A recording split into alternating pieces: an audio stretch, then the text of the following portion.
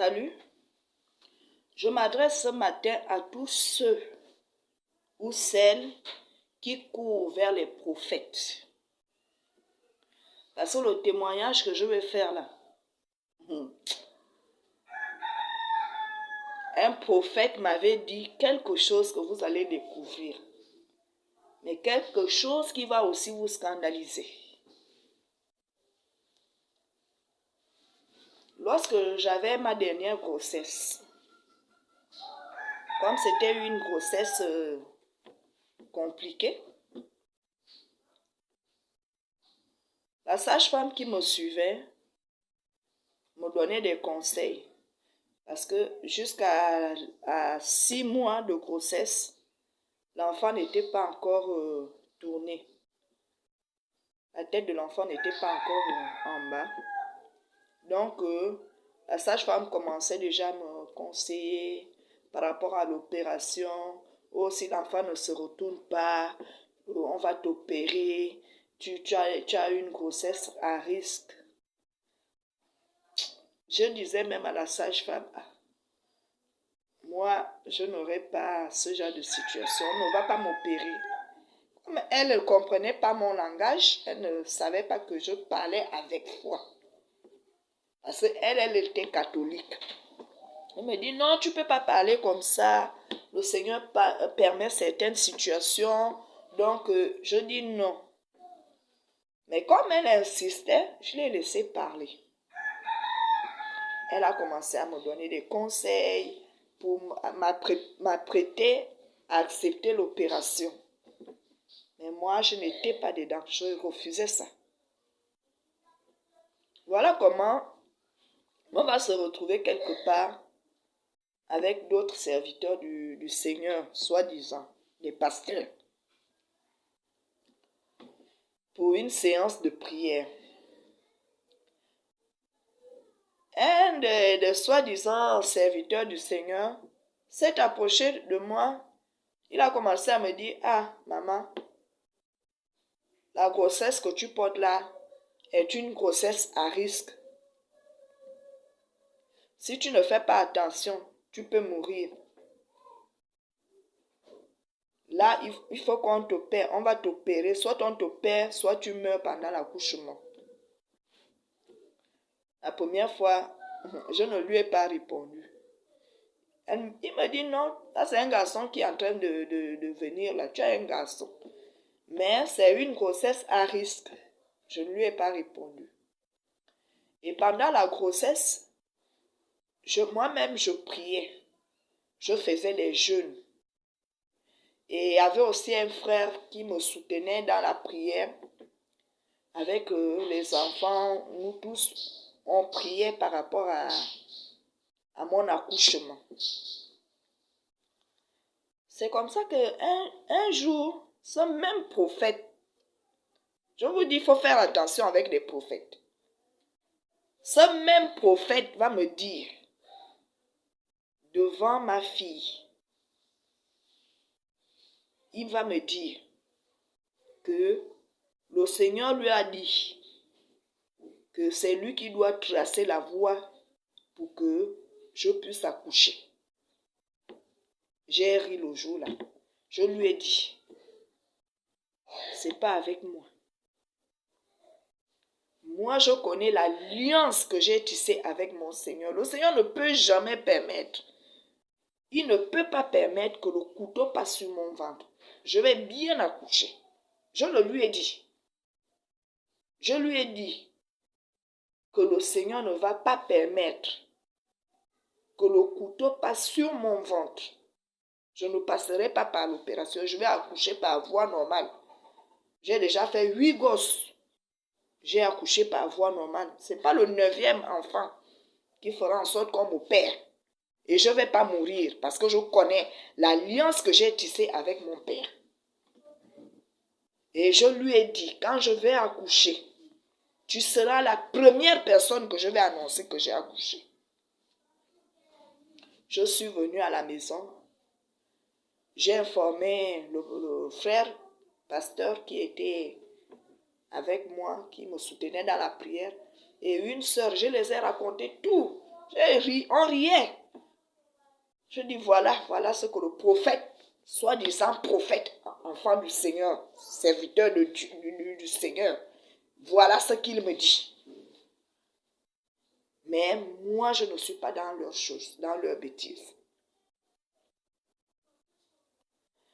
C'est comme ça qu'un jour, une sœur est venue me voir que maman, viens. Il y a les gens qui font une campagne d'évangélisation juste en face de chez nous. Je suis allée assister.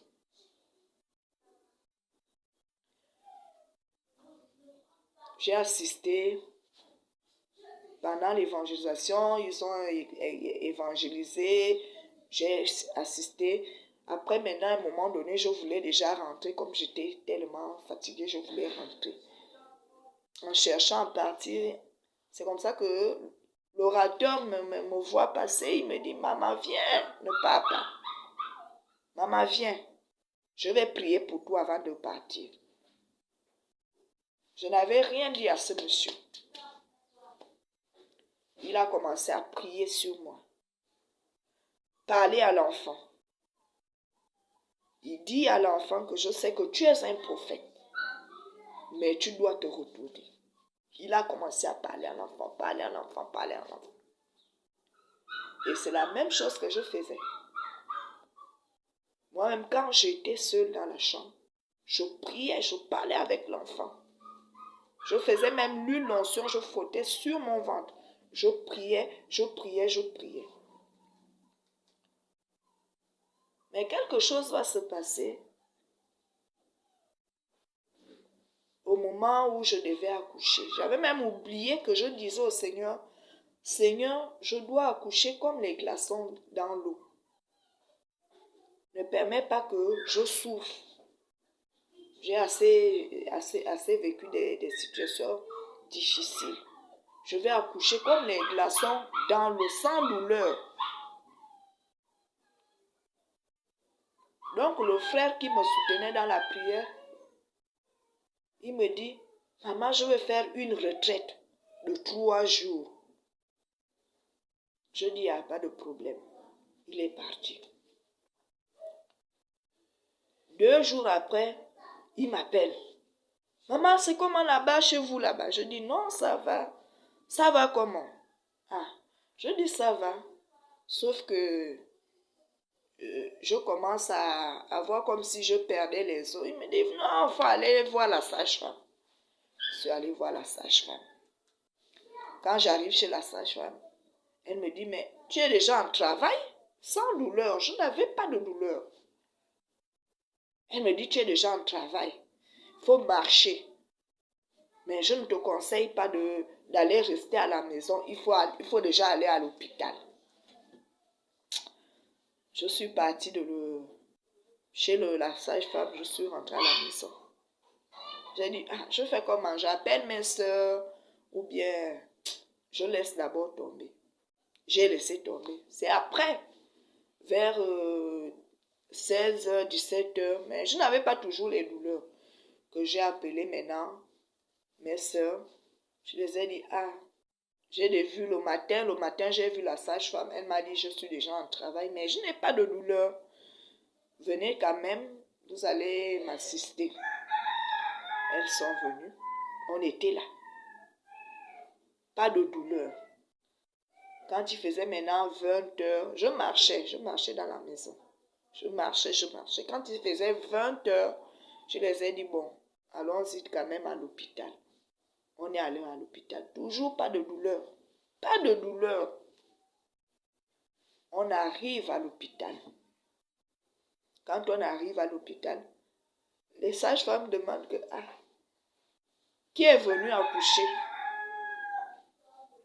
Mes soeurs disent, c'est moi.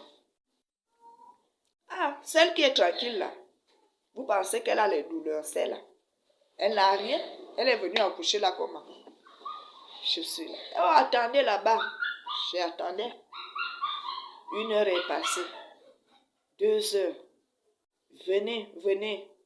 Quand je pars, on me fait le toucher. Ils me disent non, il faut toujours attendre. Je n'avais pas de douleur.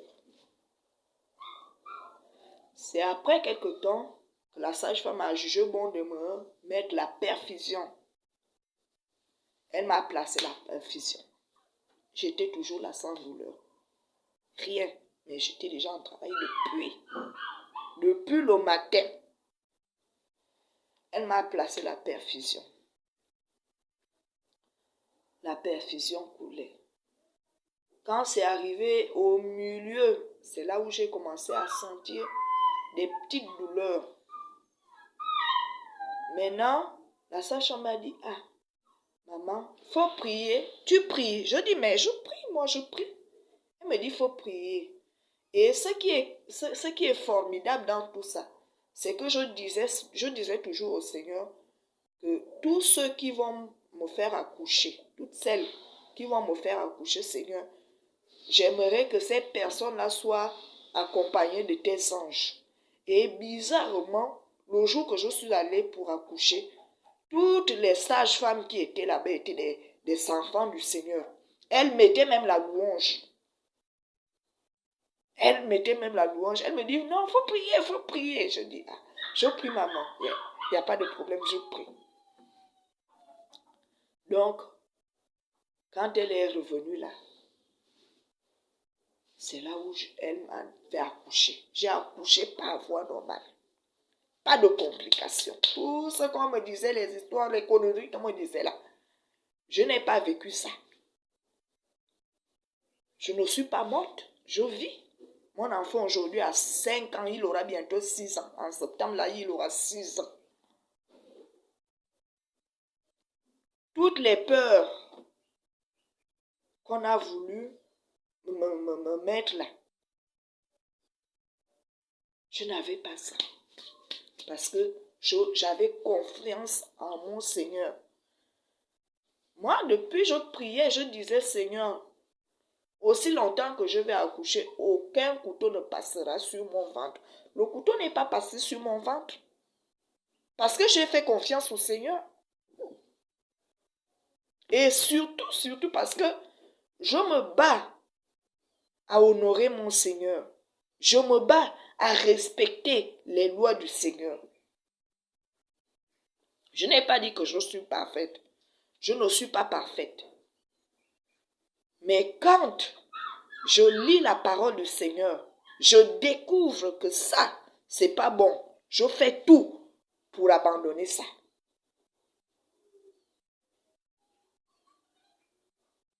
Donc, j'ai vu la main de l'Éternel agir.